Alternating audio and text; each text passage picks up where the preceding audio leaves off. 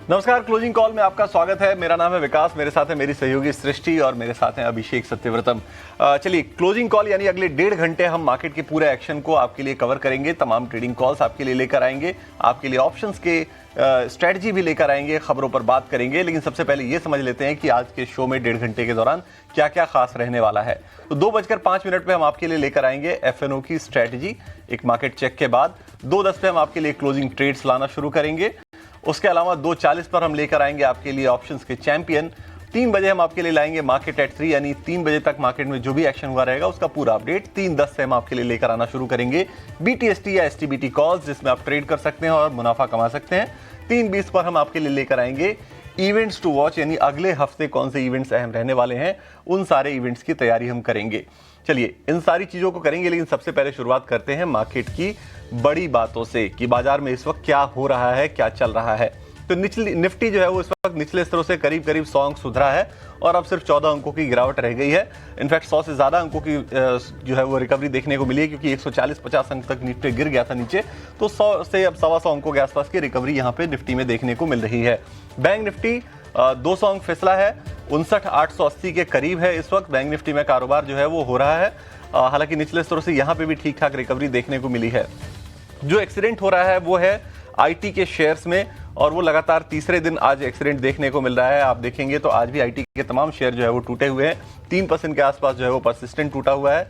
उसके अलावा Nifty IT का इंडेक्स भी अगर आप देखेंगे तो 0.25% के आसपास की गिरावट है। 600 पॉइंट टूटा हुआ है निफ्टी IT का इंडेक्स। और उसके बाद आगे बढ़ते हैं। चलिए, कोफोर्ज और LTI माइंडट्री 4% नीचे हैं IT की ये तमाम शेयर।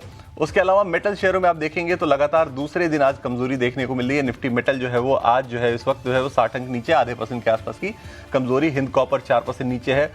इसके अलावा जो तमाम मेटल शेयर हैं वहां पे कमजोरी आज देखने को मिल रही है।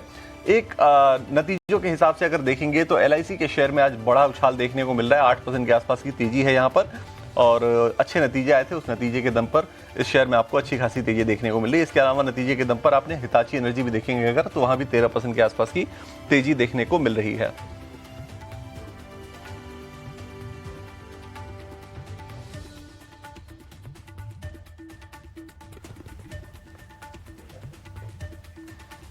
चलिए, अब ये देख लेते हैं कि इस वक्त मार्केट में किस सेक्टर में, किस पर्टिकुलर स्टॉक में इन बड़ी बातों के अलावा कहां कहां एक्शन हो रहा है। सृष्टि मेरे साथ है। सृष्टि, बताइए कहां एक्शन आपको देखने को मिल रहा है इस वक्त, बजर्स कौन से हैं इस वक्त के मार्केट में? तो ढेर सारे काउंटर्स हैं विकास। देखिए, हालांकि हमने मेजॉरिटी दिन जो है वो गिरावट में बिताया है, बट इसी के साथ साथ कई सारे ऐसे स्टॉक्स, ब्रॉडर मार्केट से ऐसे स्टॉक्स हैं जो कि बहुत अच्छे मूव्स दिखा रहे हैं। एक एक करके उनके बारे में चर्चा करते हैं। सबसे पहले तो देखिए, कुछ गिरने वाले शेयर्स में से IT शेयरों में गिरावट हावी है, चाहे वो ओरेकल फाइनेंस हो, Coforge, Persistent system, LTI Mindtree, इन सभी में अभी भी आप बिकवाली देख सकते हैं। PSU बैंक के शेयरों पर दबाव है। PNB, कैनरा बैंक, SBI, जहां पर हमारे कुछ एक्सपर्ट्स भी बुलिश हो रहे थे, बट आज मार्केट की वीकनेस के साथ ये काउंटर्स थोड़े से नीचे जरूर आ रहे हैं।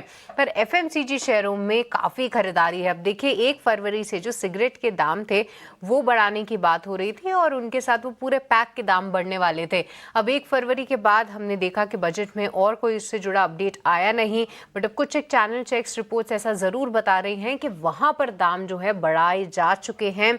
चाहे वो ITC हो या फिर गॉडफ्रे फिलिप्स, आप इनमें देखेंगे ये काउंटर्स आज रुकने का नाम नहीं ले रहे, और ITC तो सुबह से ही निफ्टी का टॉप गेनर बना हुआ है।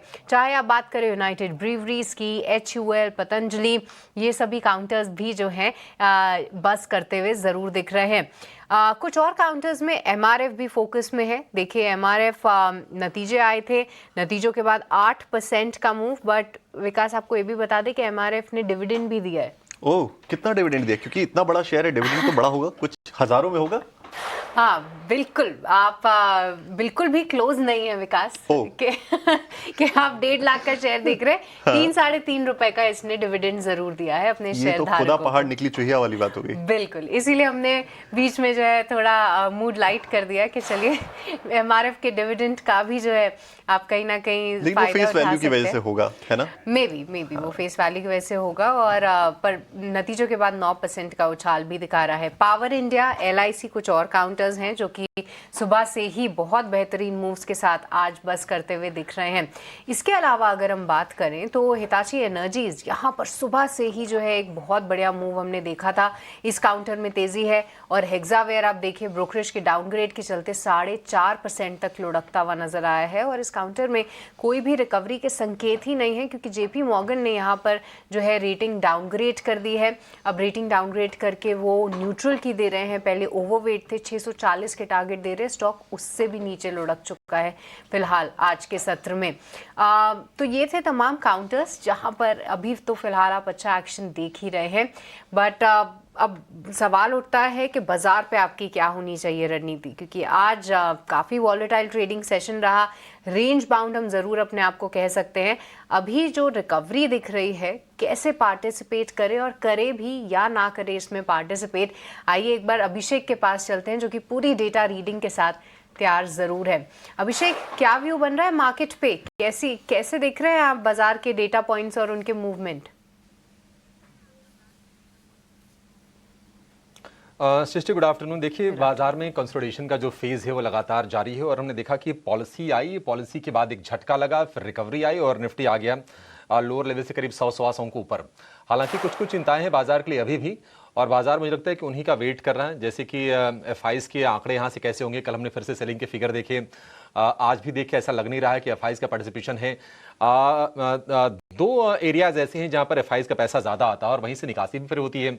एक तो बैंकिंग फाइनेंशियल हो गया, दूसरा हो गया आईटी शेयरों की आज भी हम पिटाई होते हुए देख रहे हैं। लगातार 3 सत्र में इंडेक्स जो है करीब 8-8.5% नीचे आ गया है।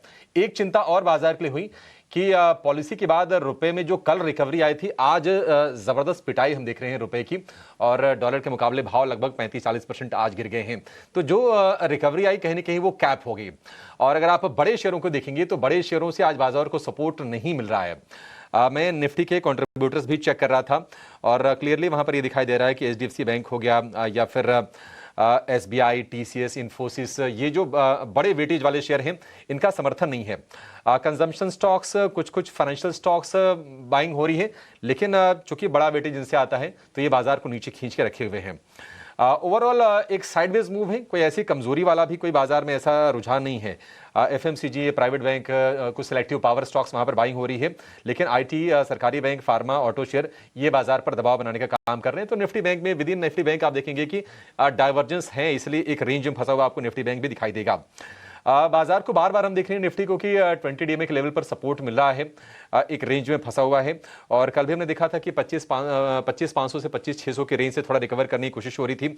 आज हमने देखा कि डिप किया था 25,500 के नीचे, लेकिन वहां से रिकवरी आ गई।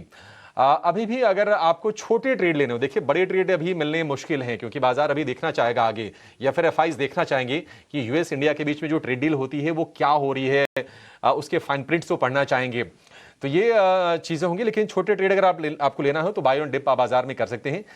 25,500 एक सपोर्ट का लेवल है। रेजिस्टेंस जोन की बात करें तो 25,700 से लेकर 25,800 एक रेजिस्टेंस का जोन है।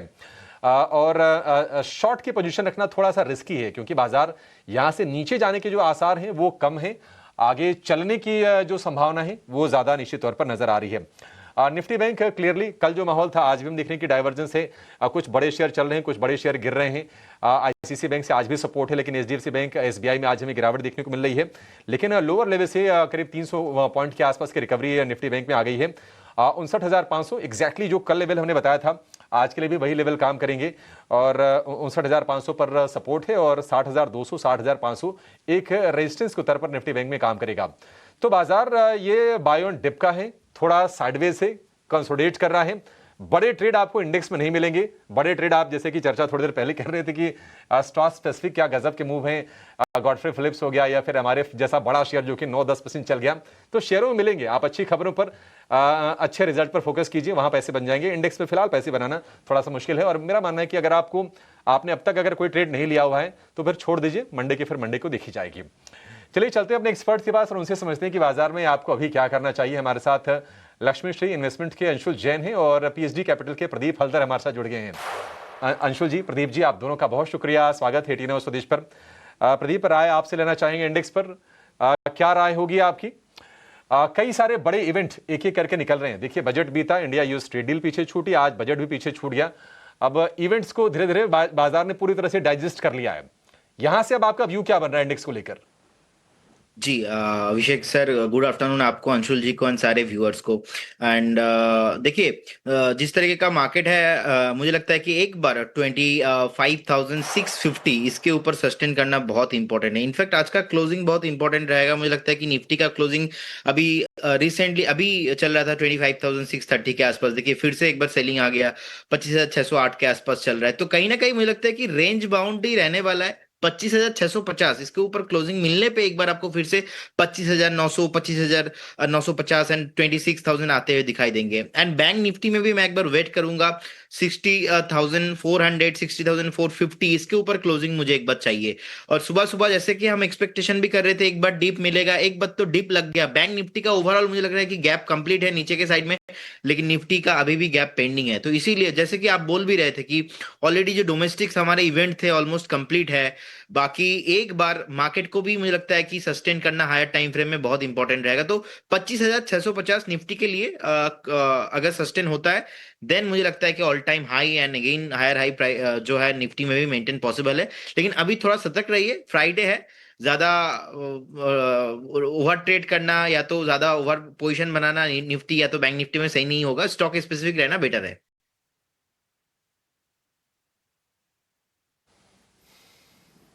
ठीक है, स्टॉक स्पेसिफिक अप्रोच रखना बाजार में निश्चित तौर पर बेहतर रणनीति है इस वक्त। प्रदीप के भी यही व्यू है और हमने देख भी रहे हैं कि जहां पर देखिए खबरें हैं ना, अच्छा बाजार वीक नहीं है, इसका एक बड़ा संकेत ये होता है कि जब कोई अच्छी खबर है तो बाजार उसको भरपूर रिवॉर्ड करे, और वो हम देख रहे हैं। जो नतीजे आ रहे हैं उस पर अच्छा रिएक्शन बाजार दे रहा है। आज तो आप देखिए आईटीसी, गॉडफ्रे फिलिप्स, मतलब चैनल चेक ये सजेस्ट कर रहे हैं कि प्राइसेस इन्होंने बढ़ा दिए हैं। तो फाइनली क्या यहाँ से जो अप मूव आज के सत्र में आया है क्या आगे भी सस्टेन करेगा? क्योंकि ये टू डेट अगर हम आईटीसी की बात करें तो 15-16% के आसपास से गिरावट आ गई थी और 52 वीक लो से रिकवर करने की कोशिश कर रहा है। तो इस पर हमारी आगे भी नजरें रहेंगी, इस पर अपने एक्सपर्ट्स का व्यू लेंगे। लेकिन चलिए पहले ये जान लेते हैं कि आज के लिए हमारे एक्सपर्ट्स के पास क्या है क्लोजिंग ट्रेड्स।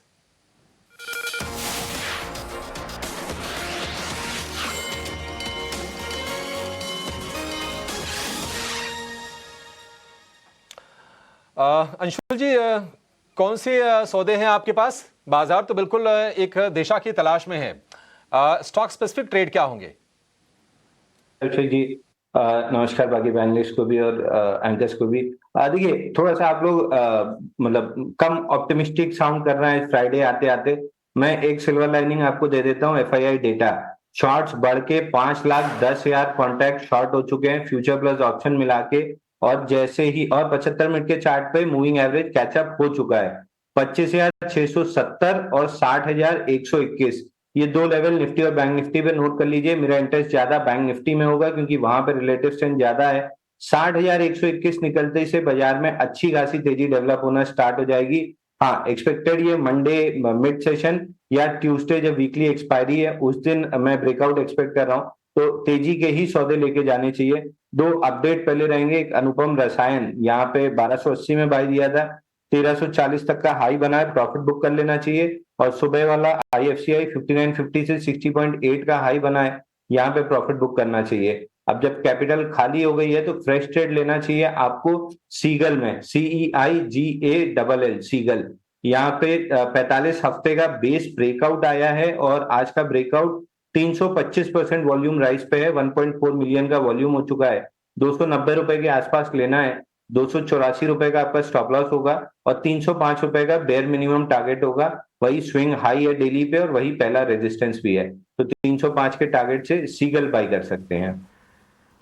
ऑलराइट, तो चलिए सीगल यहाँ मौजूदा स्तरों पे आप खरीदारी कर सकते हैं, इस पे ध्यान रखते हैं। पर प्रदीप जी, अब आपकी राय, कहाँ पर देख रहे हैं आप क्लोजिंग ट्रेड में मौके? हाय, गुड आफ्टरनून सृष्टि जी। देखिए मेरा जो कॉल रहेगा वो है पतंजलि फूड्स। मुझे लगता है कि पतंजलि फूड्स में जिस तरीके का एक पुल बैक आया है सस्टेन होने वाला है। बाई करने का सलाह रहेगा करेंट जोन से, क्योंकि जिस तरीके का प्राइस हमने पास्ट में भी देखा है और जैसे ही रेंज के ऊपर ब्रेकआउट आता है पतंजलि फूड्स में, मिनिमम करेंट जोन से भी मैं अपसाइड एक पोटेंशियल देख पा रहा हूँ। पहला जो टारगेट रहेगा वो रहेगा 535, सेकेंड टारगेट रहेगा मेरा 548।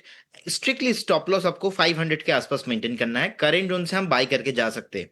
सेकंड कॉल रहेगा नवीन फ्लोरिन, टारगेट रहेगा 6,650 एंड सेकंड टारगेट रहेगा 6,950 का। स्ट्रिक्टली स्टॉप लॉस आपको नवीन फ्लोटिंग में मेंटेन करना है 6,185 का। लगातार हायर हाई फॉर्मेशन है, in fact 50 and 20 moving average price के ऊपर सस्टेन भी हो रहा है। मुझे लगता है कि नवीन फ्लोटिंग का जिस तरीके का प्राइस एक्शंस दिखा रहा है, एक बार नेक्स्ट 3 से 4 दिन का भी व्यू अगर लेके चलते तो यहाँ पे अच्छा खासा एक प्रॉफिट हो सकता है। अगर हम 20 एक्सपोनेंशियल मूविंग एवरेज भी देखेंगे, ऑलमोस्ट 6075 में था। 9 डेज का एक्सपोनेंशियल मूविंग एवरेज भी 6190 के आसपास भी था। तो जिस तरीके से 920 एंड 100 के ऊपर ब्रेकआउट आया है, मुझे लगता है कि ये सस्टेन करेगा। तो मोटा मोटा आप 6950 के टारगेट के हिसाब से 4-5 दिन का व्यू बनाइए, बाय करके जाइए। चलिए, नवीन फ्लोरिन मौजूदा लेवल से भी आप बाय कर सकते हैं। 6650 के आप टारगेट ध्यान में रखिए, 6185 का आपको स्टॉप लॉस लगाना है। बट इस बीच मार्केट्स में थोड़ी रिकवरी भी आते हुए दिखी है निचले स्तरों से। अब देखिए 25,600 के ऊपर हम ट्रेड कर रहे हैं। वही निफ्टी बैंक भी जो है अब 60,000 के बेहद करीब। बट आज के सत्र में हम ये ज़रूर देख पा रहे हैं कि सरकारी बैंकों से सपोर्ट नहीं मिल रहा है और कुछ एक काउंटर्स जैसे कि भारती एयरटेल, कोटक महिंद्रा बैंक ये सपोर्ट जरूर करते हुए दिख रहे हैं। पर साथ ही आईटीसी ये बन चुका है निफ्टी का टॉप गेनर, 4% की तेजी।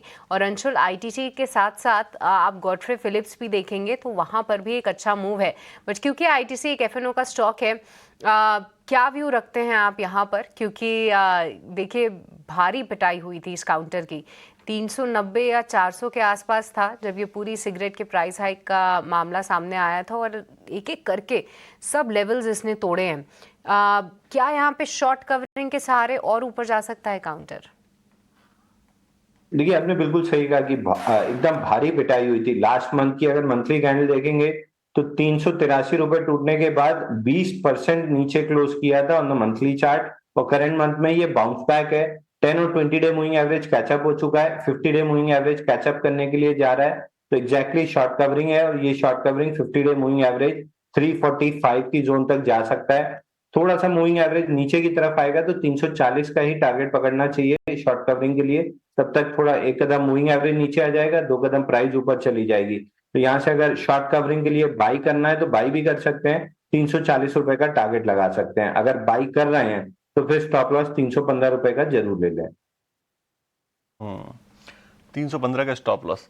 17,000 करोड़ कमा लिए किसने? इन्वेस्टर्स ने, आईटीसी के।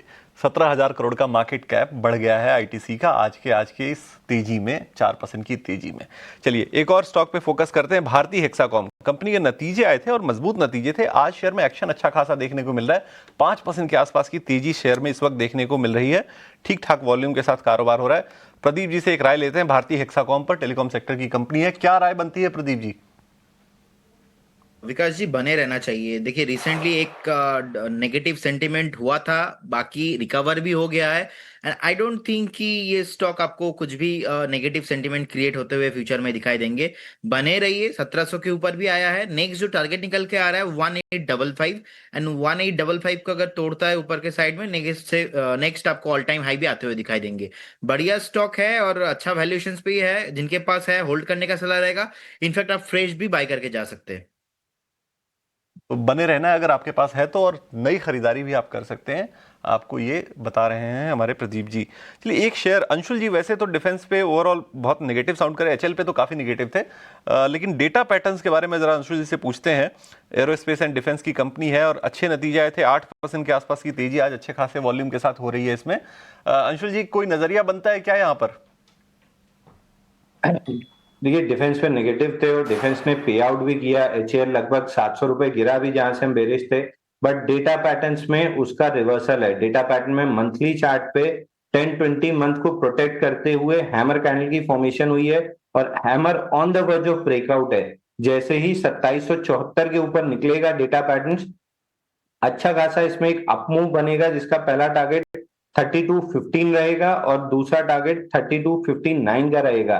तो स्टॉक बुलिश है। फ्रेश बाइंग थोड़ा सा महंगा जाए तब करना चाहिए। 2774 के ऊपर महंगा लेंगे तो महंगा बिकेगा, सस्ता लेने के चक्कर में और सस्ता ना बिक जाए। तो 2774 के ब्रेकआउट का वेट कीजिए, उसके बाद आपको कम से कम 500 रुपए की तेजी बनती हुई दिखेगी।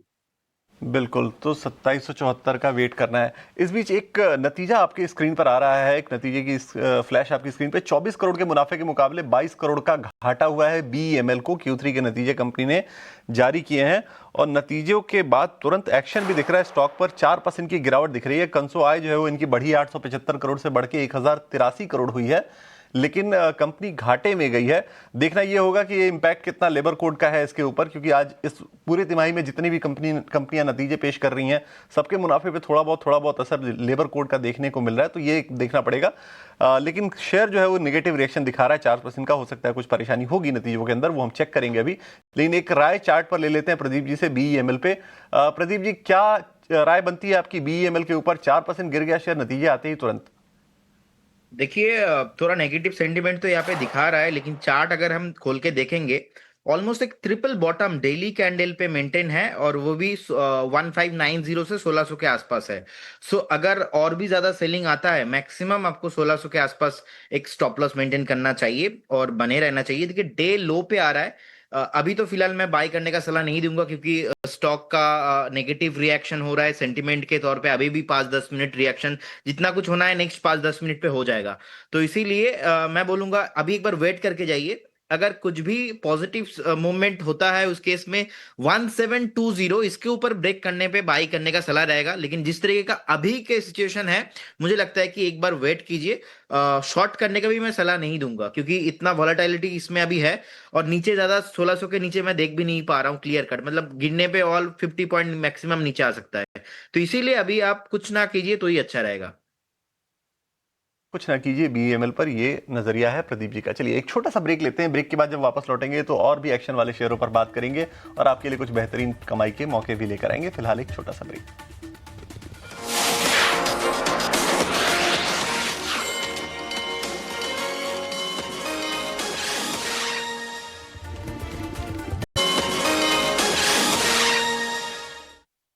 ब्रेक के बाद आपका फिर से स्वागत है क्लोजिंग कॉल में। बाजार में हम देख रहे हैं कि एक सीमित दायरे में कारोबार हो रहा है नेगेटिव बायस के साथ, और निफ्टी है लगभग 25 अंक नीचे, और निफ्टी बैंक की बात करें तो गिरावट है करीब करीब 100 अंकों के आसपास की। और आईटीसी है टॉप गेनर, 4% के गेंस हैं। एचडीएफसी लाइफ करीब करीब 3% नीचे हम कारोबार होते हुए देख रहे हैं। जो नतीजे आए थे एचडीएफसी लाइफ के, मार्जिन को लेकर थोड़ा सा प्रेशर है। क्वार्टर 2 के नंबर भी थोड़े वीक आए थे, तो लास्ट ईयर तो परफॉर्मर बढ़िया रहा है, लेकिन इस साल थोड़ी सी ना नरमी इसमें दिखाई दे रही है। लेकिन एक और बड़े एक्सपर्ट को अपने साथ जोड़ते हैं और समझते हैं कि बाजार का मूड यहाँ से क्या दिखाई दे रहा है। हमारे साथ जुड़ गए हैं जियोजित इन्वेस्टमेंट के गौरांग शाह। और गौरांग सर की खासियत ये है कि गौरांग सर एक जाने माने फंडामेंटल एक्सपर्ट तो है ही, गौरांग सर को हम इसलिए भी जानते हैं कि ये सेंटिमेंटल एनालिस्ट भी हैं, सेंटिमेंट को भी बखूबी समझते हैं। तो गौरांग भाई जरा बताइए कि बाजार में ये चल क्या रहा है सर? एक एक बड़ी चीजें हो रही हैं, लेकिन बाजार टस से मस नहीं हो रहा है, चलता है फिर खिसक जाता है। पहले होता था ना, जब महायज्ञ हो रहा था तो कुछ कुछ लोग आते थे विघ्न डालने, अब ये आईटी स्टॉक्स आ गए विघ्न डालने। क्या सेंस है सर आपका, बाजार चलेगा कब ये? बहुत बहुत धन्यवाद अभिषेक भाई, इस मंच पर आमंत्रित करने के लिए। सभी को प्रणाम और शुभ दिन हमारे तरफ से। एक छोटा डिस्क्लोजर दे देते हैं कि जो भी निवेश लायक रणनीति बुनियादी तर्क के आधार पर आज आपके सामने रखेंगे, ये हमारी फंडामेंटल रिसर्च टीम की तरफ से राय है। इसमें हमारी कंपनी जियोजित अथवा मेरा किसी भी प्रकार का व्यक्तिगत निवेश नहीं है, ना ही किसी प्रकार का वित्तीय लाभ मिलता है, ना ही किसी प्रकार का कॉन्फ्लिक्ट ऑफ इंटरेस्ट। लेकिन इसी स्तर पर राय हमारे क्लाइंट्स को देते हैं, संभव है उनका निवेश हो। तो ये प्रश्न काफी लोगों ने पिछले 2-3 दिनों से बार बार मुझसे पूछा है अभिषेक भाई कि भाई भारत और यूरोपियन यूनियन के बीच में ट्रेड डील के पर हस्ताक्षर हो गए, मोहर लग गई। स्पष्टीकरण भारत और अमेरिका के बीच में भी आ गया। अब उसकी डिटेल क्या है वो आने वाले कुछ समय में हमें पता चलेगा। अर्थव्यवस्था अच्छी चल रही है, विकास दर अच्छा है, महंगाई दर नीचे तरफ। आज क्रेडिट पॉलिसी में गवर्नर साहब ने भी का भी वक्तव्य जो था वो यही था कि भाई अच्छी परिस्थिति में भारत देश है, और जब भी समय अनुसार जरूरत पड़ेगी उसके अनुमान से और अनुकूल रीत से वो सहायता करने के लिए प्रतिबद्ध है। फिर भी बाजार में हम देख रहे हैं कि दायरा नीचे के तरफ, और अब जब हम और आप बात करें तो सुबह के कारोबार में जो निचला स्तर देखा था वहां से थोड़ा ऊपर की तरफ कामकाज कर रहे हैं। तो देखिए अभिषेक भाई, ये क्या होता है ना, बाजार कभी कभी आपके धैर्य की परीक्षा लेता है। सभी चीज अनुकूल होने के पश्चात भी अगर बाजार इस तरीके से, और हमने जब वो घोषणा हुई थी भारत और अमेरिका के बीच में तो 26,000 के पार भी गए थे, और फिर उसी दिन नीचे लुढ़के और उसके पश्चात हम नीचे आ रहे हैं। तो मैं ये मानता हूं कि अब थोड़ा थोड़ा इंतजार करना पड़ेगा, थोड़ा धैर्य रखना पड़ेगा। 25,800, 25,900 ऊपर के तरफ, 25,500, 25,400 नीचे की तरफ, ये एक बड़ा दायरा है निफ्टी की मैं बात कर रहा हूँ स्पॉट की, जिसके बीच में कामकाज करता रहेगा। तीसरी तिमाही के नतीजे अब तक जो देखे सकारात्मक है। इस हफ्ते और अगले हफ्ते मेरे ख्याल से निर्णायक तरीके वो भी पूर्ण हो जाएगा। अनुमान है कि जो भी नतीजे हम देखना बाकी है वो भी जो उम्मीद है उस पर आए या थोड़े बहुत बेहतर आए, निराशा होने की कोई संभावना लग नहीं रही है।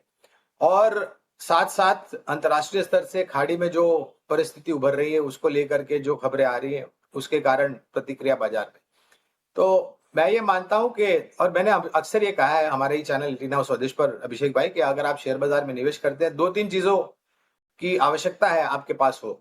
एक है जोखिम झेलने की क्षमता, दूसरा है धैर्य, और तीसरा है बाजार को समझ परख के सक्षम और मजबूत कंपनियों में निवेश करना।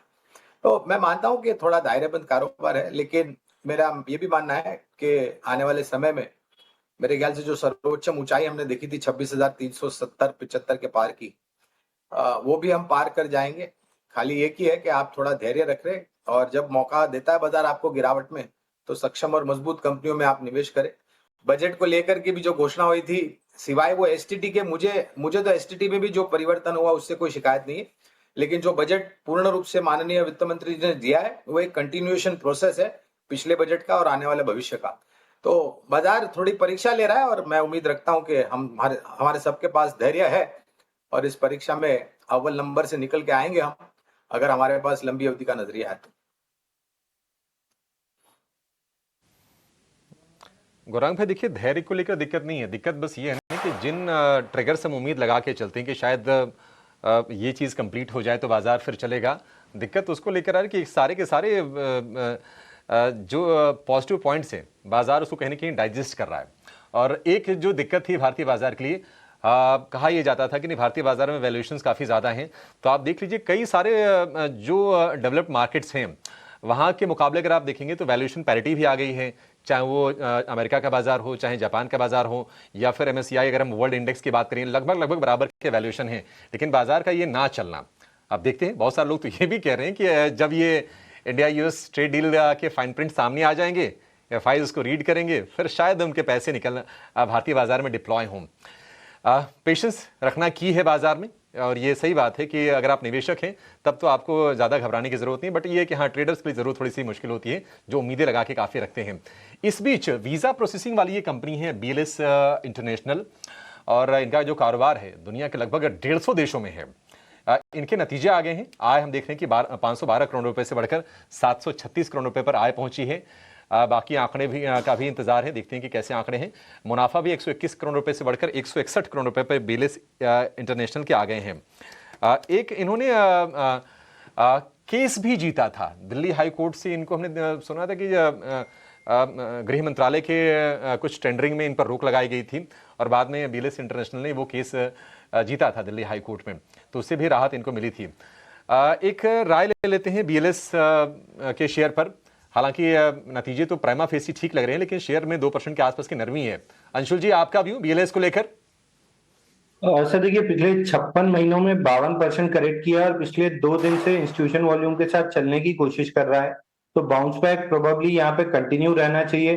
50 डे मूविंग एवरेज कल भी अटका, आज भी अटका। नेक्स्ट लेग में जैसे ही ये स्टॉक 300 रुपए के ऊपर सस्टेन करना स्टार्ट करता है, इस स्टॉक में अच्छी अपसाइड बनेगी, बाउंस बैक कंटिन्यू रहेगा 324 रुपए तक। बाइंग 300 रुपए के ऊपर ही करना है, 300 रुपए के नीचे कोई भी बाइंग की चेष्टा नहीं करनी चाहिए, क्योंकि 300 रुपए पे 50 डे मूविंग एवरेज है, कल और आज मिला के बड़ा रेजिस्टेंस प्रूव हो रहा है, तो उसको क्लियर होने का वेट करना चाहिए। BLS इंटरनेशनल के ऊपर अंशुल जी की तरफ से। चलिए, एक और मेहमान हमारे साथ शामिल हो गए हैं, अमोल अठावले जी शामिल हो गए हैं इस शो में हमारे साथ। अमोल अठावले जी जुड़े हैं कोटक सिक्योरिटीज से। अमोल जी, बहुत स्वागत है आपका 18 हाउस स्वदेश पर, गुड आफ्टरनून। और पहले तो मार्केट के ऊपर ही अपनी एक राय दे दीजिए, और साथ में ये भी बता दीजिए कि कौन से पिक्स आप सजेस्ट कर रहे हैं आज अगले 1.5 घंटे 1 घंटे के लिए हमारे व्यूअर्स को। जी नमस्ते एंड गुड आफ्टरनून। एक सीमित दायरे में फंसा हुआ था मार्केट, आज एक रेंज का ब्रेकडाउन देखने को मिला, बट आज बाउंस बैक भी हुआ है, तो एक नया सपोर्ट मिल गया है हमको। अगर ये कंसोलिडेशन पहले 3 दिन का बात करेंगे तो 25,500 अब पोजिशनली एक प्रॉमिसिंग सपोर्ट लेवल रहेगा। मुझे लगता है जिस तरीके का सेटअप है, अगर ये लेवल मेंटेन होता है तो ये जो पुल बैक है, आज जरूर ऊपरी लेवल पे थोड़ा सा फिसला है बाजार, but positional point of view से अगर मैं देखता हूँ तो 25,500 या फिर 20 डे सिंपल मूविंग एवरेज भी उसी के आसपास आता है। वो अगर मेंटेन होता है तो मार्केट में पुल बैक कंटिन्यू होने के चांसेस काफी ब्राइट है। About peaks positional point of view से देख रहा हूँ, एक डीएलएफ की तरफ जा रहा हूँ, पोजिशनली देख रहा हूँ 660 के आसपास है। पोजिशनली टारगेट निकल के आ रहे 690 और स्टॉप लॉस रहेगा उसका 645 का। एक लॉन्ग करेक्शन के बाद एक पहले तो पुल बैक आया था, बट कहीं ना कहीं सेटअप इंप्रूव होता हुआ देखने को मिल रहा है daily as well as weekly charts पे। मुझे लगता है यही मोमेंटम कंटिन्यू रहा तो डीएलएफ में पॉजिटिव मोमेंटम आगे जाके भी कंटिन्यू रह सकता है। दूसरा आईसीआईसीआई बैंक के साथ जाना चाहूंगा, 1404 के आसपास है, पोजिशनल टारगेट निकल के आ रहे 1445 1465 के, स्टॉप लॉस रहेगा उसका 1375 का। प्रॉमिसिंग फॉर्मेशन है, यही कंटिन्यूएशन रहने के चांसेस चार्ट्स पे दिख के आ रहे। स्टैंडर्ड डिस्क्लेमर, आज हमने हमारे प्लेटफॉर्म में भी ये स्टॉक शॉर्ट टर्म के लिए रिकमेंड किया हुआ है। ये दो पिक्स हैं, मैं एक बार टारगेट स्टॉप लॉस रिपीट कर देता हूं ताकि हमारे जो व्यूअर्स नोट ना कर पाए हो वो एक बार नोट कर लेंगे। डीएलएफ एक पिक है पहली इनकी और 690 रुपए का टारगेट दिया है अमोल जी ने। 645 का आपको स्टॉप लॉस मेंटेन करना है इस शेयर पे। 660 के आसपास के भाव चल रहे हैं। थोड़ी देर में ये टारगेट स्टॉप लॉस आपकी स्क्रीन पे भी लिखे हुए आ जाएंगे तो आप नोट कर सकते हैं अगर मिस कर जाए तो। उसके अलावा आईसीआईसीआई बैंक 1445 और 1465 का टारगेट इन्होंने दिया है। आईसीआईसीआई बैंक आपकी स्क्रीन पर लेके आए। आईसीआईसीआई बैंक 1375 का स्टॉप लॉस मेंटेन करना है और आपको 1445 और 1465 का टारगेट रखना है। 1405 के आसपास अभी भाव चल रहे हैं। तो ये दो पिक्स हैं अमोल अठावले जी की तरफ से।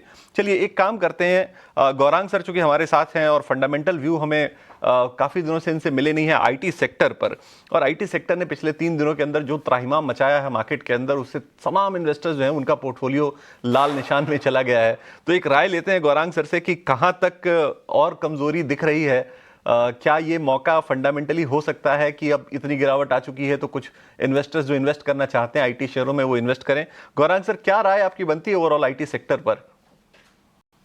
देखिए विकास जी, सबसे पहले तो ये जो मातम मचा हुआ है आईटी क्षेत्र में और आईटी क्षेत्र की सूचांक में और आईटी शेयर के दामों में, ये इसकी वजह है वो एक एआई टूल या प्रोडक्ट।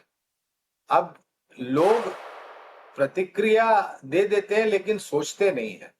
ये पहली बार नहीं है कि इस प्रकार के एआई रिलेटेड टूल्स, प्रोडक्ट या प्लेटफॉर्म बाजार में आए हैं। इससे पहले भी आ चुके हैं, अभी आए हैं और भविष्य में इससे ज्यादा आएंगे। लेकिन इससे मेरे ख्याल से भारत में स्थापित आईटी कंपनियों को इतना नुकसान नहीं पहुंचेगा जितना के प्रतिक्रिया हम देख रहे हैं।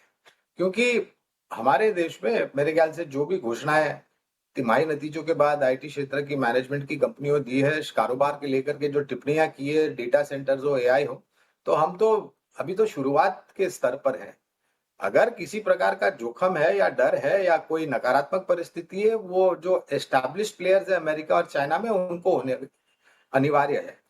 तो मैं नहीं मानता कि इस प्रकार की प्रतिक्रिया आपको ज्यादा तवज्जो देना चाहिए। लंबी अवधि के लिए एज अ डिस्क्लोजर विकास जी, हमारी खरीदारी की सूची में मिड कैप शेयर्स भी है, स्मॉल कैप भी है, लार्ज कैप भी आईटी में। हाँ, एक बात बिल्कुल है कि परिस्थिति को देख करके और अंतरराष्ट्रीय स्तर से जो संकेत है उसको देखते हुए शायद थोड़ा समय लगता है परिवर्तन आने के लिए नतीजों में पहले, और उस नतीजों का असर शेयर के दामों में।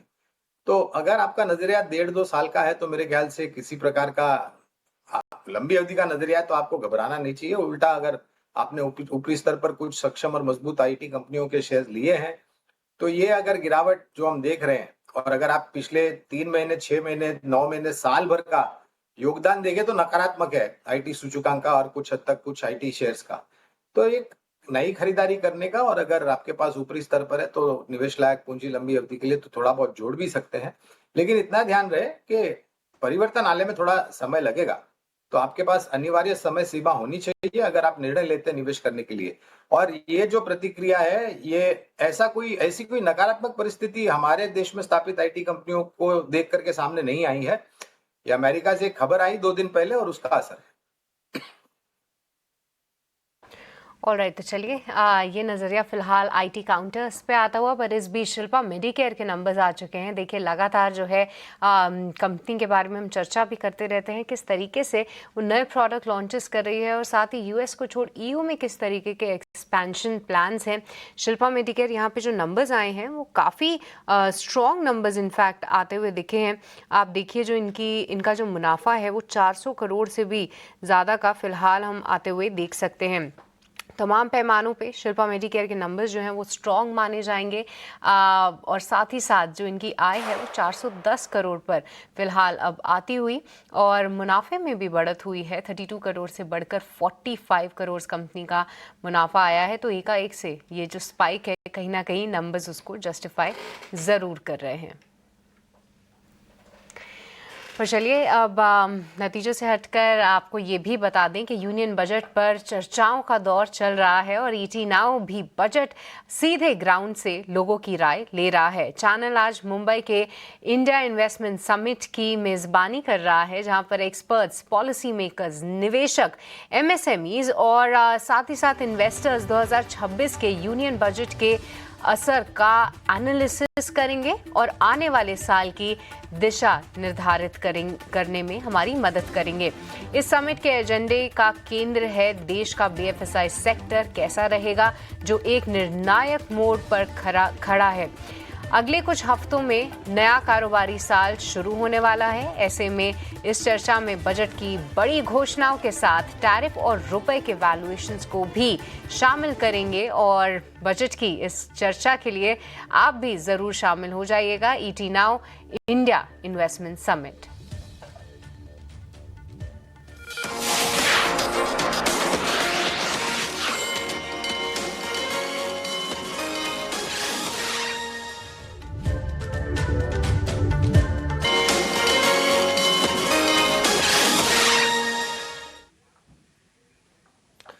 ब्रेक के बाद आपका फिर से स्वागत है क्लोजिंग कॉल में। तो आरबीआई गवर्नर संजय मल्होत्रा ने भी ईटी नाउ स्वदेश के एफर्ट्स की, ईटी नाउ स्वदेश बार बार जो कंज्यूमर्स के मुद्दे जो उठाता रहता है उसकी तारीफ भी की है और उसका संज्ञान भी लिया है। लेकिन बाजार देखिए लोअर लेवल से अच्छी स्ट्रेंथ आ रही है। निफ्टी आ गया है हरे निशान में और 25,645 के आसपास आपको दिखाई देगा, यानी कि दिन के निचले स्तर से लगभग 150 अंकों के आसपास की रिकवरी आ गई है। और निफ्टी बैंक की जो गिरावट रह गई है ये सिर्फ रह गई है 50 से 60 अंकों के आसपास की। तो आज अगर आईटी शेयर मतलब कमजोर लगातार नहीं हो रहे थे, तीसरे सत्र में अगर नहीं हो रहे होते तो बाजार की शायद रंगत थोड़ी सी और अलग होती। लेकिन नायका में हम जबरदस्त मूव देख रहे हैं। आज ये वायदा का टॉप गेनर है, करीब 6% के आसपास का उछाल, क्योंकि हमने देखा कि नतीजे इनके काफ़ी बढ़िया रहे, ऑपरेटिंग परफॉर्मेंस, और हमने देखा कि हाईएस्ट क्वार्टरली जीएमवी कंपनी ने अनाउंस किया। गौरांग सर, आपसे राय लेना चाहेंगे नायका क्या व्यू होगा आपका? वैल्यूएशंस को लेकर थोड़े से कंसर्न रहते हैं, लेकिन ग्रोथ अच्छी निकल के आ रही है नायका में और कंपनी की जो प्रेजेंस है वो काफी अच्छी है। आपकी राय क्या होगी नायका को लेकर? इतिहास हमारे और आपके समक्ष है।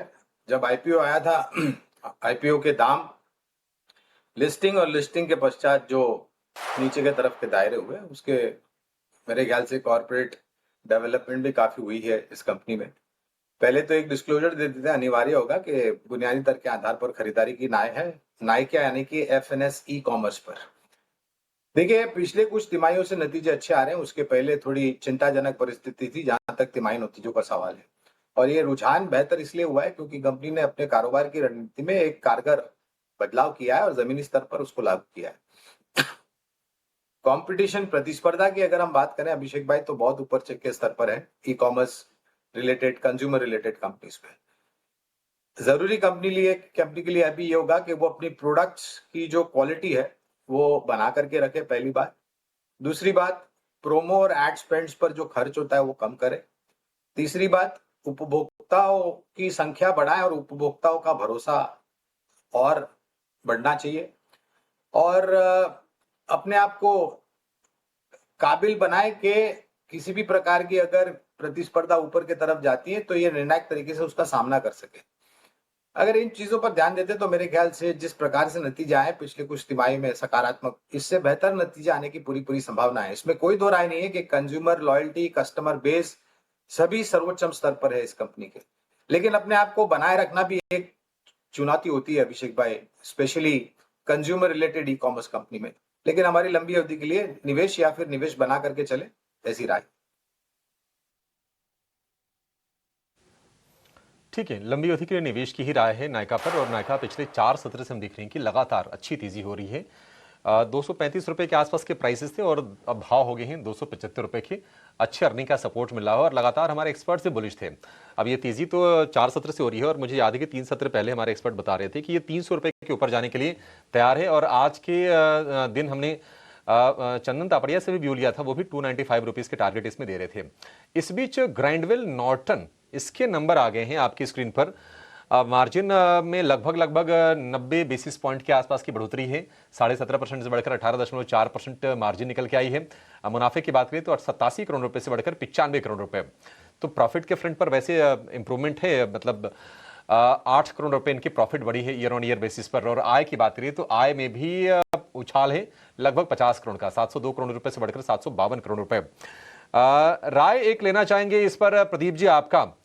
ग्राइंडवेल नॉर्टन में हमने देखा कि भाव थे इसके 2800 रुपए के आसपास, ये बात है 2024 की, लेकिन वहां से लगातार हमने शेयर को स्लाइड होते हुए देखा। राय आपकी ग्राइंडवेल पर? जी, देखिए ऑलरेडी हमने देखा कि जो हायर टाइम फ्रेम है, वीकली एंड मंथली चार्ट, दोनों टाइम फ्रेम में अभी भी एक नेगेटिव ट्रेंड ही है। और अभी भी देखा जाए तो जब तक स्टॉक 1850 1860 इसके ऊपर सस्टेन नहीं करेगा ना, ये ट्रेंड का रिवर्सल नहीं होने वाला। और अगर हम डेली का चार्ट में भी देखेंगे, वॉल्यूम इतना नहीं आता है। सो मुझे लगता है कि अगर किसी के पास है, आप एक स्ट्रिक्टली स्टॉप लॉस मेंटेन कीजिए। 1525 1550 25 के आसपास का एक स्टॉप लॉस होगा, क्योंकि ऊपर से ऑलरेडी डाउन ट्रेंड है। हो सकता है कि यहाँ से और 50 रुपया ऊपर जाए, फिर से 150 200 300 पॉइंट नीचे आ जाए, क्योंकि नीचे का साइड में जो बेस है ये क्लैरिटी अभी नहीं मिला है। सो इसीलिए एक बार अवॉइड करने का ही सलाह होगा। उछाल में बेचिए स्टॉक को, खरीदने का अभी भी कोई टाइम नहीं आया है। ग्राइंडवेल नॉर्टन ऊपरी स्तरों पर जो है आप बिकवाली कर सकते हैं और अभी भी इसमें खरीदारी आप ना करें, बच के रहें, ये फिलहाल राय आती हुई। इसके अलावा आज हम देख रहे हैं कि कुछ एक सरकारी बैंकों में एक्शन ज़रूर है। कोटक महिंद्रा बैंक अब 3% की तेज़ी दिखा रहा है और काफ़ी अच्छी तरीके से सपोर्ट करता हुआ आ रहा है। अंशुल, क्या व्यू रखते हैं आप कोटक महिंद्रा बैंक पे? क्योंकि आई थिंक इंडसइंड बैंक आपके रेडार पे था और प्राइवेट बैंक्स में से कोई और स्टॉक कोटक महिंद्रा बैंक ही क्यों ना सही। शो के स्टार्टिंग में हमने डिस्कस किया था कि निफ्टी में 25,670 के ऊपर ब्रेकआउट आए और बैंक निफ्टी में 60,121 के ऊपर ब्रेकआउट आए तो बाइंग ही बनेगी और प्राइवेट सेक्टर बैंक ही लीड करेंगे। तो आपने एग्जैक्टली सही स्टॉक आइडेंटिफाई किया। कोटक बैंक मूव है, ओपन लो के साथ चला है और 50 डे मूविंग एवरेज पे आके अटका हुआ है। 422 रुपए के ऊपर अगर क्लोज करता है या सस्टेन करता है, फ्रेश ब्रेकआउट बन जाएगा। इमीडिएट टारगेट 440 रुपए का बनेगा और 440 इसका मेजर रेजिस्टेंस है।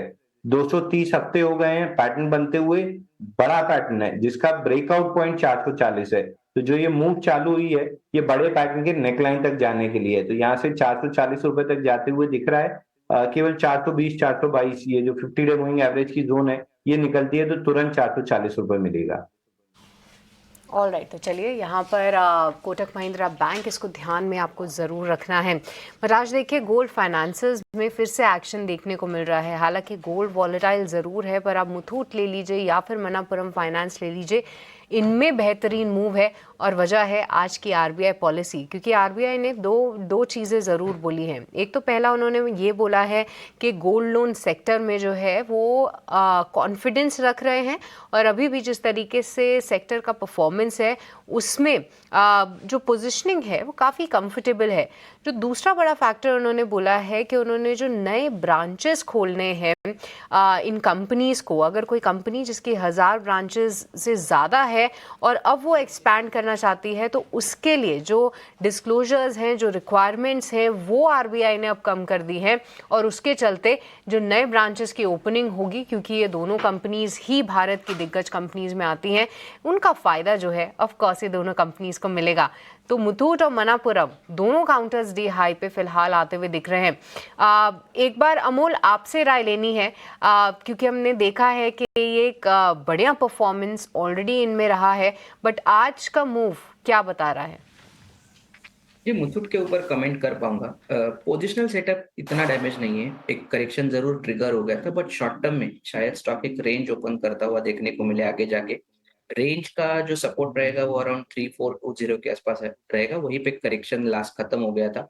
और जो रेजिस्टेंस लेवल रहेगा वो 3850 का, क्योंकि करेक्शन काफी शार्प हुआ था और बड़े पैटर्न्स डिस्टर्ब हो गए थे डेली चार्ट्स पे। और अभी स्टॉक अगर हम देखते हैं तो 50 और 20 डे सिंपल मूविंग एवरेज के नीचे स्टॉक ट्रेड होता हुआ देखने को मिल रहा है। तो मुझे लगता है जिस तरीके का सेल ऑफ हुआ है, एक रेंज ओपन होगा और उसी रेंज के अंदर शायद थोड़ा कंसोलिडेशन हम आने वाले दिनों में भी देख सकते हैं।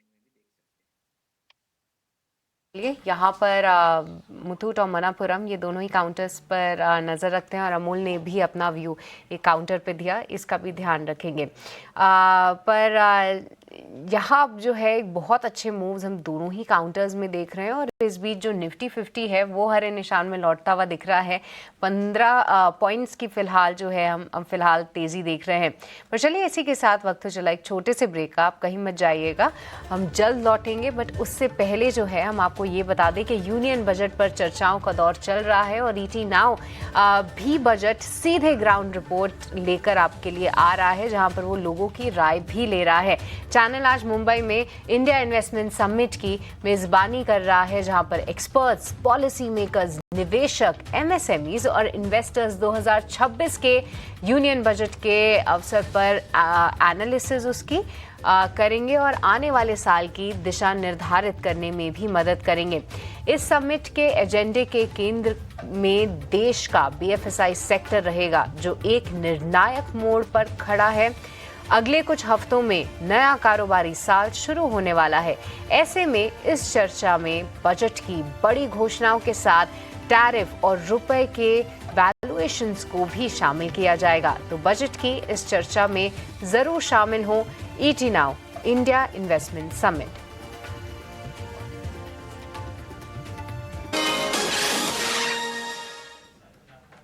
ब्रेक के बाद आपका फिर से स्वागत है क्लोजिंग कॉल में। और एक स्टॉक जो है वो इस वक्त ट्रेंड में आ रहा है नज़र में, वो स्टॉक है कॉनकॉर्ड बायोटेक का। आमतौर पे ऐसे चर्चा में बहुत ज़्यादा रहता नहीं है, फार्मा एंड बायोटेक्नोलॉजी से जुड़ी हुई कंपनी है। आज 11% चढ़ा हुआ है ये शेयर, अच्छी खासी तेजी दिखा रहा है। पिछले एक साल में हालांकि परफॉर्मेंस बहुत अच्छी रही नहीं है, 43% का नेगेटिव रिटर्न दिया है शेयर ने, लेकिन आज अच्छी खासी तेजी देखने को मिल रही है। एक काम करते हैं, अंशुल जी से पूछते हैं कि क्या ये ट्रेंड रिवर्सल टाइप का कुछ है क्या? अंशुल जी, क्या राय है आपकी? देखिए सर, आप बहुत अच्छे से एक चीज आइडेंटिफाई करते हैं, हाई वॉल्यूम स्टॉक्स। इसमें भी आज 3176% वॉल्यूम राइज है, बॉटम से बाउंस बैक करने की कोशिश कर रहा है। मंथली चार्ट पे 12 महीने में 55% करेक्ट हुआ है। और पिछले 2 दिन में ये कॉमन थीम देख रहा हूँ कि ये जितने भी 18 से 20 हजार करोड़ के आसपास के मार्केट कैप के स्टॉक्स हैं जो 40-50% करेक्ट हुए हैं, या तो वॉल्यूम से रिवर्सल आ रहे हैं या फिर रिजल्ट्स इनके अच्छे आ रहे हैं। उसी चीज में ये भी है, 50 डे मूविंग एवरेज तक बाउंस बैक कर चुका है 1300 तक। अब अगर 1300 रुपए के ऊपर टिकता है तो फिर ये रैली कंटिन्यू होगी 1373 रुपए तक, जहां पे स्विंग हाई खड़ा हुआ है। तो फ्रेश बाइंग तभी करनी है जब 1300 रुपए के ऊपर टिके, तब आपको अगले 73 रुपए और मिल सकते हैं। बिल्कुल, तो 1300 के ऊपर टिके तो आपको 73 रुपए और मिल सकते हैं। क्लियर राय आपको चार्ट पे मिल गई। देखिए एक्शन दिखा, हमारे एक्सपर्ट साथ हैं, हमने पूछा और तुरंत जो है वो आपको राय मिल गई। ये हमारी मुहिम है, ये हमारा मकसद है आपके लिए, ईटी नाउ स्वदेश के तमाम व्यूअर्स के लिए। चलिए, एक इसी मकसद से जुड़ा एक और मकसद हमारा ये होता है कि कंपनियों के जब नतीजे आते हैं, बड़े बड़े नतीजे आते हैं, हम आपको पहले से प्रिपेयर रखें कि आपके कंपनी जो है, आपके पास जो पोर्टफोलियो में शेयर हैं, अगर उनके नतीजे आ रहे हैं तो वो कैसे नतीजे आ रहे हैं, क्या उम्मीद है, आपको क्या करना चाहिए। तो उसी कड़ी में देश की दिग्गज सरकारी बैंक एसबीआई कल यानी शनिवार को दिसंबर तिमाही के नतीजे जारी करेगी। अब शनिवार है, मार्केट तो खुला होगा नहीं, तो आपको तैयारी आज ही करनी पड़ेगी। तो एक काम करते हैं, पहले अनुमान समझते हैं और उसके बाद हमारे दोनों मेहमानों से फंडामेंटल टेक्निकल दोनों राय लेंगे। रविंदर हमारे सहयोगी पहले हमारे साथ जुड़े हैं, उनसे अनुमान समझते हैं। रविंदर, क्या अनुमान है एसबीआई को लेकर? जी बिल्कुल, यहाँ पे एसबीआई जो है अपना Q3 FY26 से रिजल्ट अनाउंस करने वाली है और इस क्वार्टर में स्ट्रीट जो है काफ़ी अच्छे नंबर यहाँ पे एस्टिमेट कर रहे हैं। यहाँ पर बात करें एनआईआई की, तो एनआईआई में जो है 8.5% की यहाँ पे ग्रोथ देखने को मिल सकती है इस क्वार्टर में ईयर ऑन ईयर बेसिस से। वहीं अगर बात करें प्रॉफिट की, तो प्रॉफिट में भी जो है 5.5% की यहाँ पे ग्रोथ जो है एस्टिमेट कर रहे हैं। वहीं नेट इंटरेस्ट मार्जिन की बात करें तो फ्लैट रह सकता है इस क्वार्टर में 3% पर।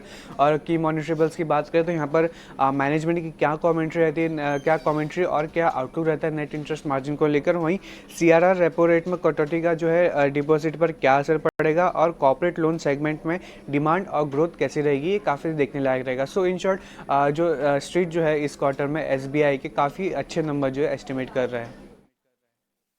एसबीआई को लेकर अनुमान है, लेकिन इस बीच एक अपडेट आपको मार्केट पर। हरे निशान में लौटा है निफ्टी और निफ्टी बैंक, दोनों हरे निशान में लौट गए हैं। आप निफ्टी को देखिए, निचले स्तर से 190 अंकों की रिकवरी है। निफ्टी बैंक में अगर आप देखेंगे तो 500 अंकों की शानदार रिकवरी है और ऐसा लग रहा है कि शुक्रवार बेहतरीन होने वाला है। वीकेंड पर जाते जाते हम थोड़ा सेलिब्रेट कर सकते हैं, ऐसी साइंस नजर आ रही हैं।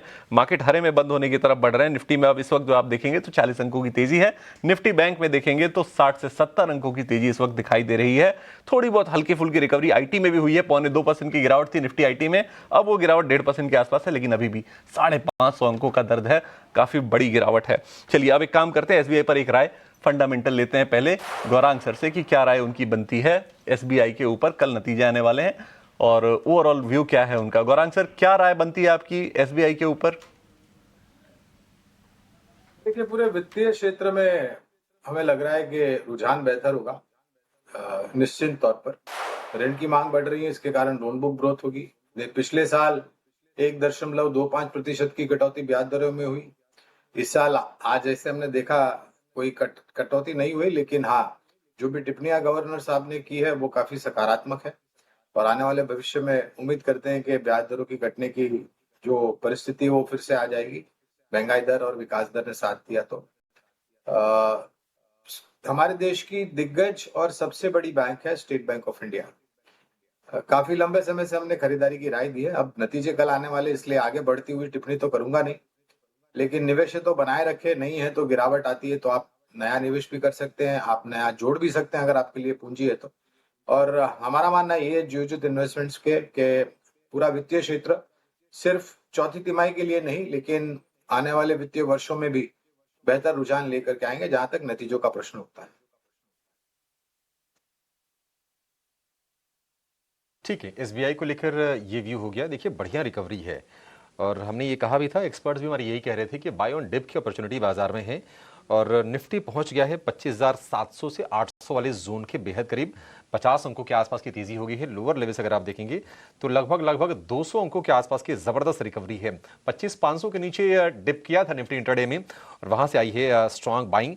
और अगर आप ये भी देखेंगे कि एडवांस डिक्लाइन का जो रेशियो है वो भी काफी इंप्रूव होता हुआ आपको नजर आएगा। 1233 शेयर इस वक्त है हरे निशान वाले और करीब 1650 शेयर हैं गिरावट वाले, लेकिन इंडिया विक्स करीब 2% नीचे और 12 के आसपास के स्तर हैं। तो पॉजिटिव फैक्टर्स अगर हम देखें बाजार के लिए निश्चित तौर पर थे। आज एसबीआई ने भी अपनी जो ग्रोथ के एस्टिमेट थे FY26 के उसको रिवाइज किया अपवर्ड और बाजार धीरे धीरे देखिए उसको थोड़ी वैल्यू देता हुआ नजर आ रहा है। लेकिन चलिए एक और एक्सपर्ट को जोड़ते हैं और उनसे समझते हैं कि बाजार में उनकी तेजी के सौदे कौन से हैं। हमारे साथ जुड़ गए हैं एक्सिस सिक्योरिटीज के राजेश पालविया। राजेश जी, बहुत शुक्रिया आपका समय देने के लिए। राजेश जी, एक राय जरा आप ना मार्केट पर भी दीजिए कि इंडेक्स में at this point of time क्या स्ट्रेटजी आप बनाने की सलाह देंगे, कैसे स्ट्रेटजी बनाए मंडे को लेकर, और अपने स्टॉक्स भी शेयर कीजिए सर, कहां पर आप बुलिश हैं।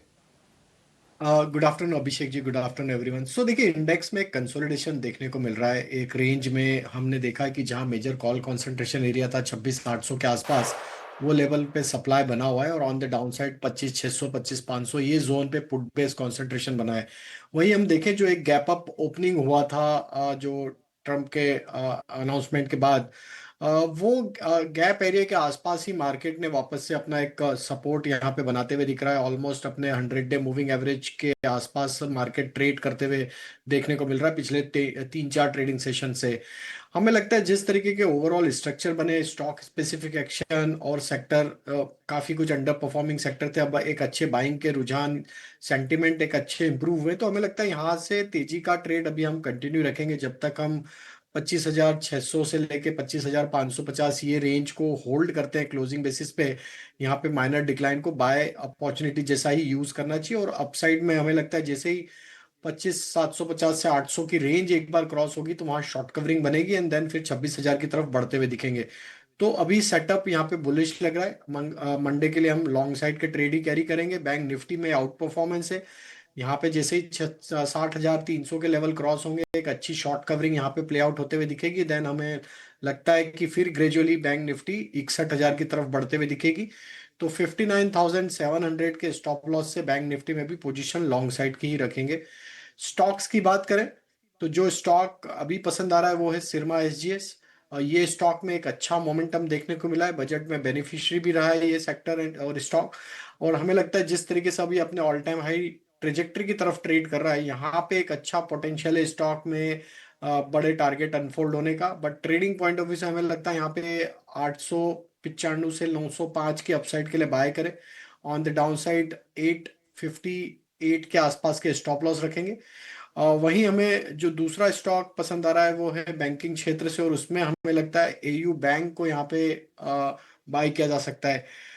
स्टॉक एक बहुत ही नैरो प्राइस रेंज में पिछले 7-8 ट्रेडिंग सेशन से ट्रेड करते हुए देखने को मिल रहा है। ओवरऑल स्ट्रक्चर बुलिश है और हमें लगता है बैंकिंग बास्केट यहाँ से अच्छा करेगी अगले हफ्ते। तो एयू बैंक यहाँ पे आउट परफॉर्मिंग स्टॉक है, और ये हम एक्सपेक्ट कर रहे हैं 1020 1030 के target. On the down side 975 का स्टॉप लॉस रखेंगे। ठीक है, 1030 तक के टारगेट होंगे, 975 के स्टॉप लॉस होंगे एयू स्मॉल फाइनेंस बैंक के लिए।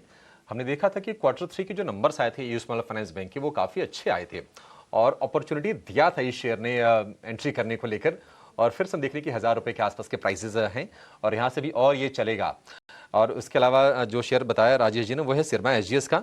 900 रुपये के ऊपर के टारगेट है, 850 रुपये के अराउंड के स्टॉप लॉस लगा के आप उसको ट्रेड कर सकते हैं।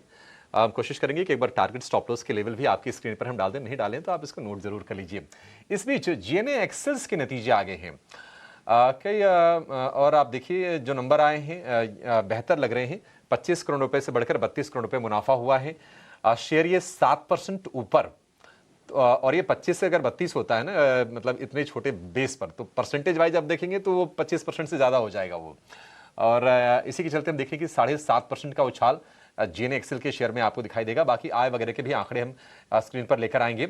और देखिए जो ही नतीजा है, एक शार्प हमने अपसर्ज जीएनए एक्सेल्स के शेयर में देखा है। अब व्यू ले लेते हैं फटाफट जीएनए एक्सेल्स को लेकर। अंशुल जी, आपका व्यू? अब तो ये लगता है कि निकल गया शेयर सर, बहुत तेज रफ्तार है। सर एकदम छोटा मार्केट कैप है, 1900 करोड़ का मार्केट कैप है, 17% का फ्री फ्लोट है।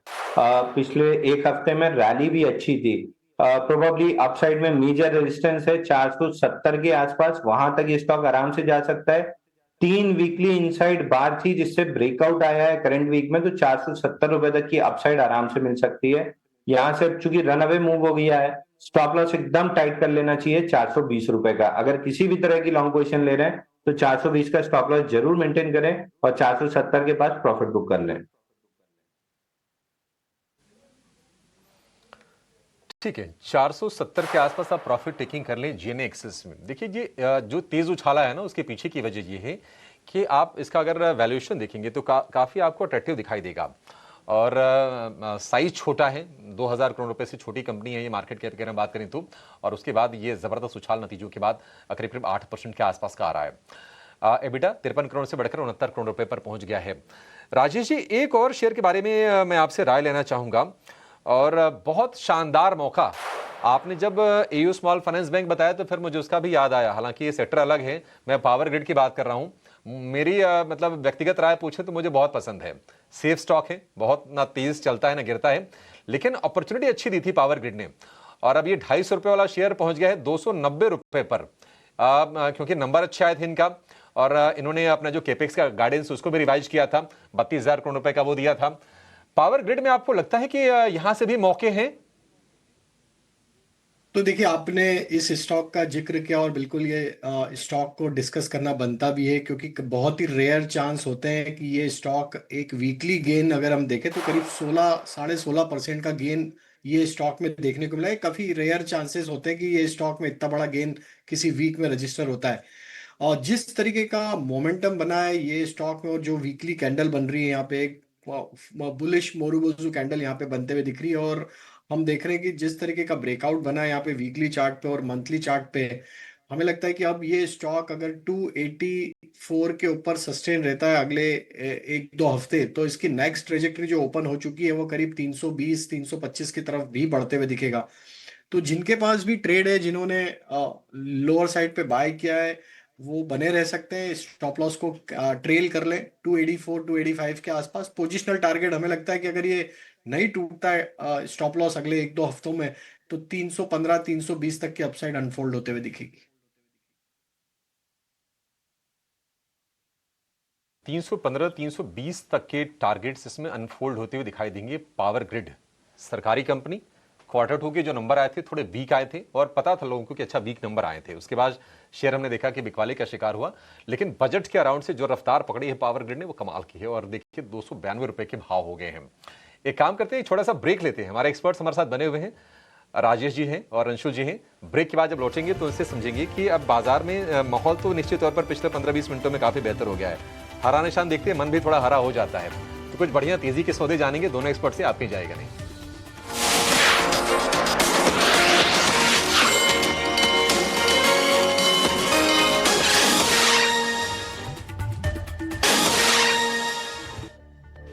देखिए शानदार तेजी बाजार में और रिकवरी रादर निचले स्तरों से, क्योंकि अब निफ्टी 50 25,700 के भी ऊपर निकलता हुआ दिख रहा है और निफ्टी बैंक 60,000 के पार निकला है। पर आइए अब कुछ ही मिनट बाकी रह गए हैं मार्केट क्लोज होने में। हमारे एक्सपर्ट से उनके BTST आइडियाज या STPT आइडियाज समझते हैं। और अंशुल, सबसे पहले आपसे समझना चाहेंगे, बताइए कहां पर है आपकी नजर?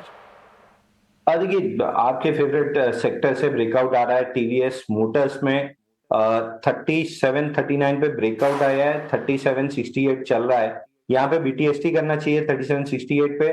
3730 का स्टॉप लॉस रहेगा और 3820 का टारगेट रहेगा। तो TVS मोटर में BTST करके जा सकते हैं। ऑल राइट, तो चलिए TVS मोटर्स में आप BTST कर सकते हैं और एक अच्छा मूव। और देखिए सेकेंड हाफ में ही एक बढ़िया कैचअप रैली हम फिलहाल TVS मोटर्स में आते हुए देख रहे हैं, इस पर ध्यान रखते हैं। पर राजेश जी, आपके रेडार पे कौन सा काउंटर है, कौन से हैं आपके BTST आइडियाज?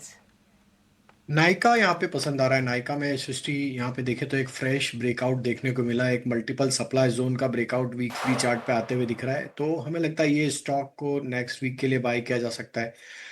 जिस तरीके के मोमेंटम बने हैं ये ऑल टाइम हाई ट्रेजेक्टरी के आसपास ही अब ट्रेड कर सॉरी प्रीवियस स्विंग हाई के अब ब्रेकआउट की कगार पे है। तो 274 के स्टॉप लॉस से बाय करना है। On the higher side stop loss होगा करीब 285 से लेकर 288 की तरफ। दूसरा स्टॉक जो पसंद आ रहा है वो है अंबर इंटरप्राइजेस। ये स्टॉक में जिस तरीके से मोमेंटम बना है, अपने 20 डे मूविंग एवरेज को सरपास करने में कामयाब हुआ है। यहाँ पे हमें लगता है ये स्टॉक में जो फॉर्मेशन बन रहे हैं ये दर्शाते हैं कि ये 6,900 से 7,000 की तरफ भी बढ़ सकता है।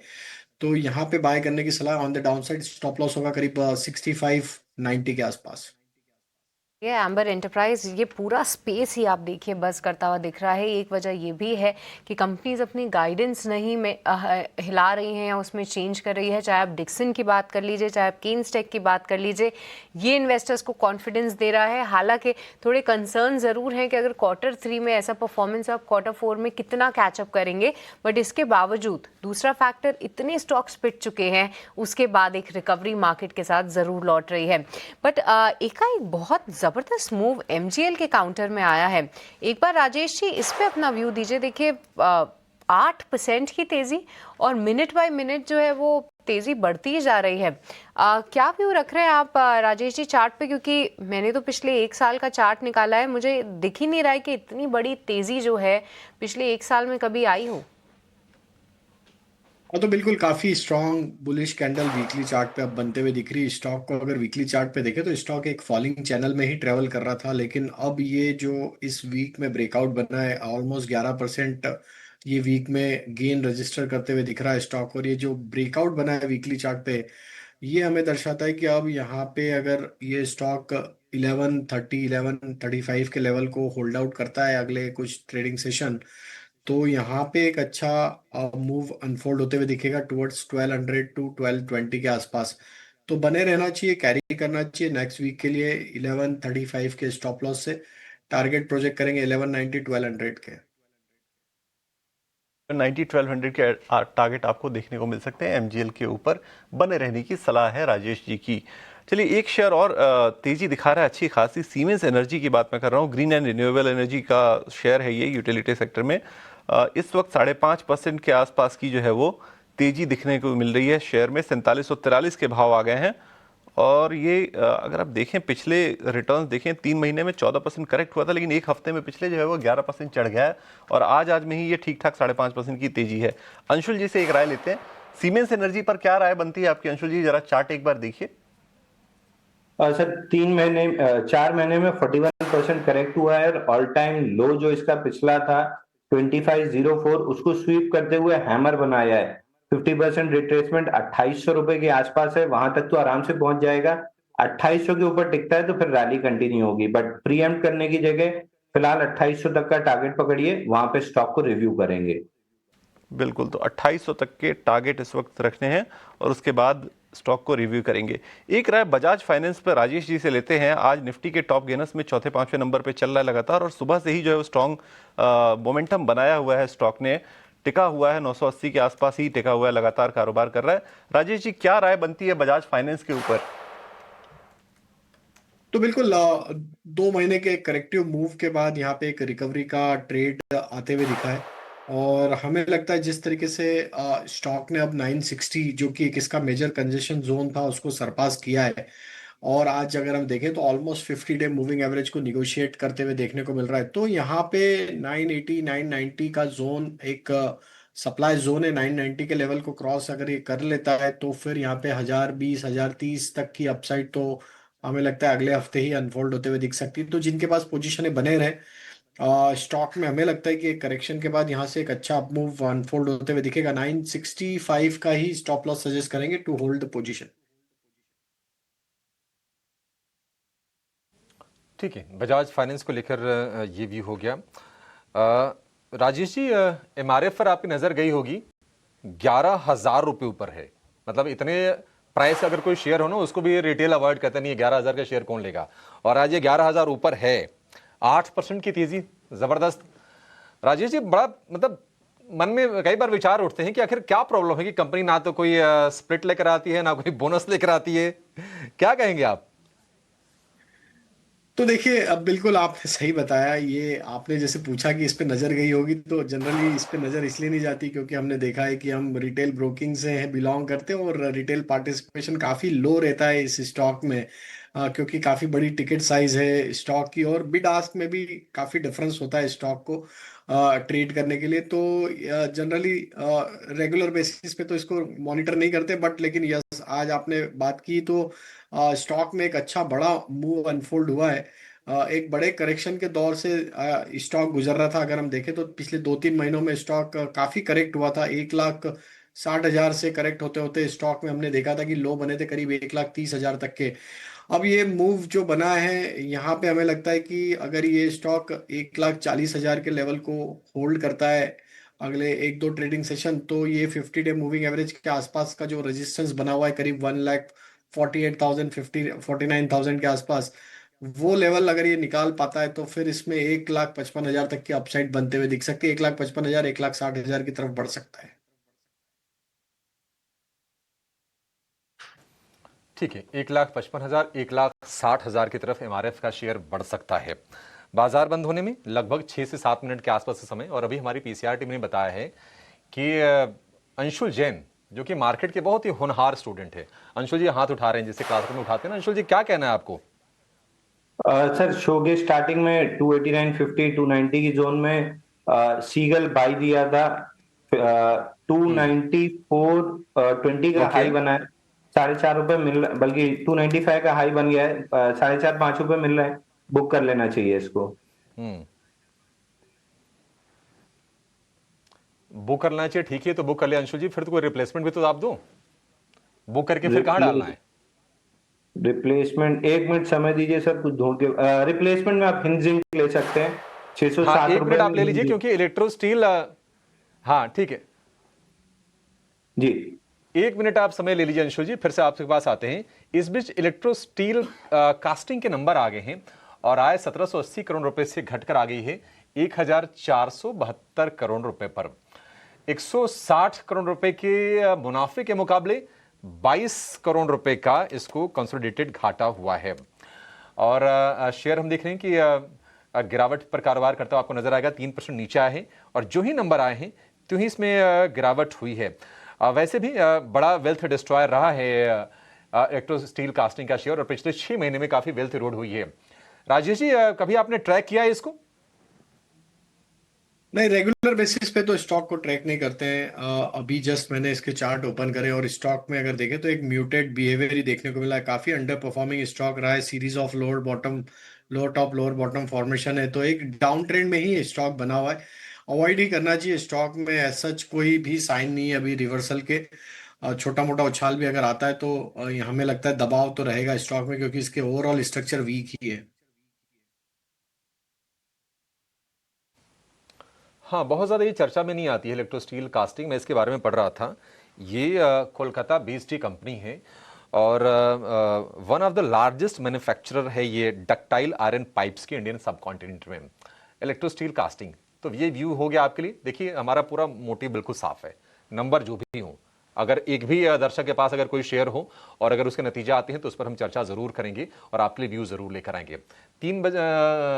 3 मिनट 30 सेकंड के आसपास समय रह गया है। अंशुल जी का एक ट्रेड बचा है, वो ट्रेड लेते हैं, उसके बाद हम चलेंगे क्लोजिंग की तरफ। अंशुल जी बताइए।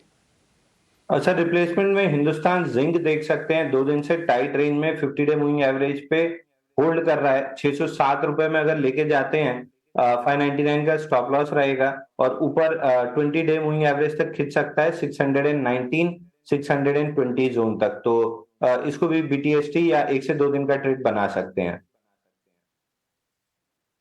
जिंक यहाँ पर 1 से 2 हफ्ते का आप ट्रेड बना सकते हैं। 607 के लेवल जो हैं वो फिलहाल ये काउंटर दिखा रहा है।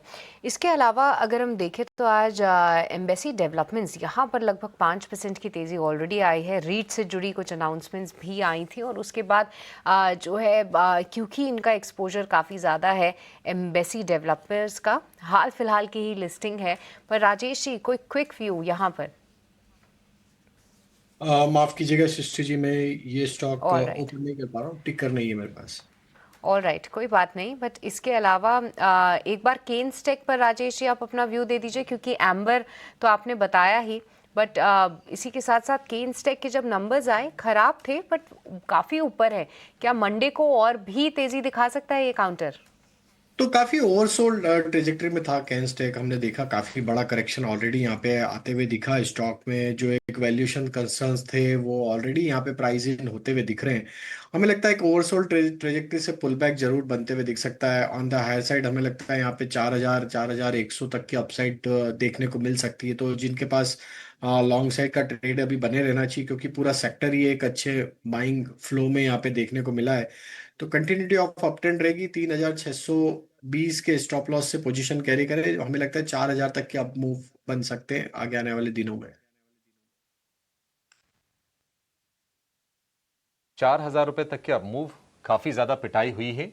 हालांकि अब थोड़ी थोड़ी रिकवरी आ रही है लोअर लेवल से ईएमएस वाले स्टॉक्स में। और इलेक्ट्रॉनिक कंपोनेंट मैन्युफैक्चरिंग स्कीम के लिए सरकार ने 40,000 करोड़ रुपए का आवंटन दिया है बजट में। और उसके बाद हम देखने की थोड़ा सा मूड सुधरता दिख रहा है और वैल्यूएशंस भी थोड़े से सॉफ्ट हुए हैं पिटाई के बाद। चलिए क्लोजिंग की तरफ बढ़ेंगे और कुल मिला जुला के कल की गिरावट के बाद 3 दिन चला बाजार शॉर्ट कवरिंग के दम पर। कल गिरा आईटी स्टॉक्स के प्रेशर के चलते, और आज हम फिर से देखने की बाजार में तेजी लास्ट आवर के ट्रेड में फाइनली लौट आई और निफ्टी बैंक दोनों लगभग बराबर 50 पॉइंट की तेजी के साथ बंद होने जा रहे हैं। प्रतिशत के लिहाज से निफ्टी में थोड़ी तेजी आपको ज्यादा दिखाई देगी। 25,700 के लेवल के आसपास आके निफ्टी ठिठकता हुआ दिखा।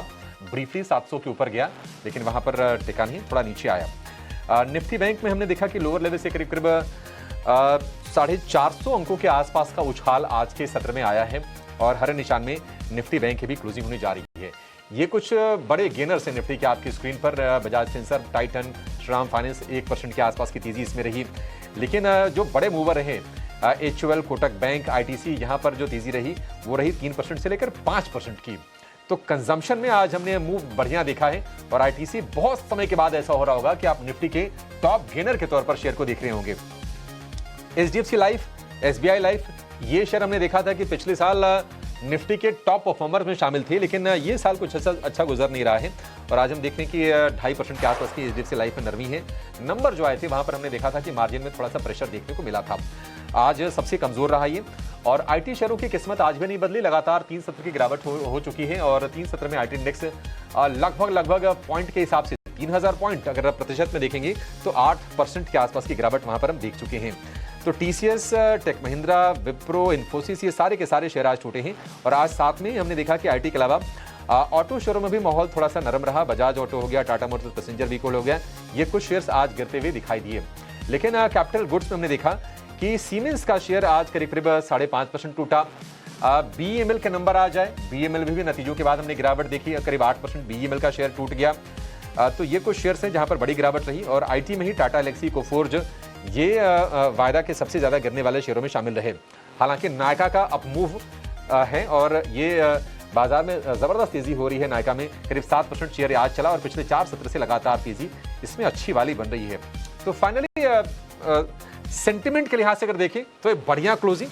निफ्टी 25,674 पर बंद हुआ है, 30 अंकों की तेजी। और निफ्टी बैंक की बात करें तो 50 अंकों की तेजी हमने निफ्टी बैंक में देखी है। हालांकि एक बड़ा इवेंट चल रहा है जिम्बाब्वे में और वहां पर हो रहा है U90 वर्ल्ड कप का फाइनल, यानी कि अंडर 19 का। और वैभव सूर्यवंशी जो कि अभी 14 साल के ही हैं, लेकिन जबरदस्त पारी खेली है वैभव सूर्यवंशी ने और 80 गेंदों पर बना दिए हैं 175 रन, 15 छक्के इसमें शामिल थे।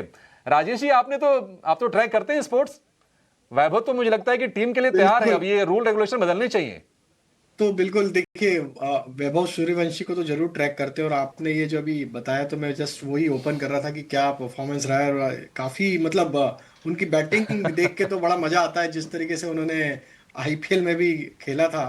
तो हमें लगता है कि ये तो एक बड़े उभरते हुए सितारे हैं इंडिया के क्रिकेट के लिए। तो काफी खुशी हुई देख के कि इस तरीके से रन बनाए उन्होंने आज अंडर 19 में।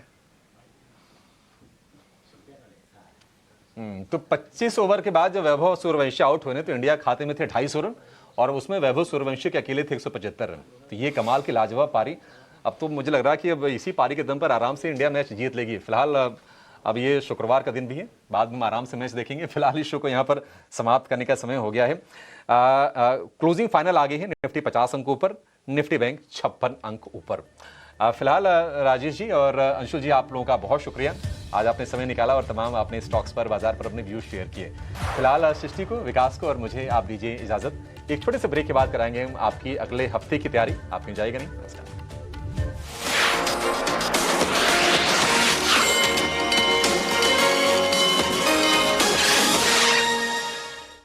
Presented by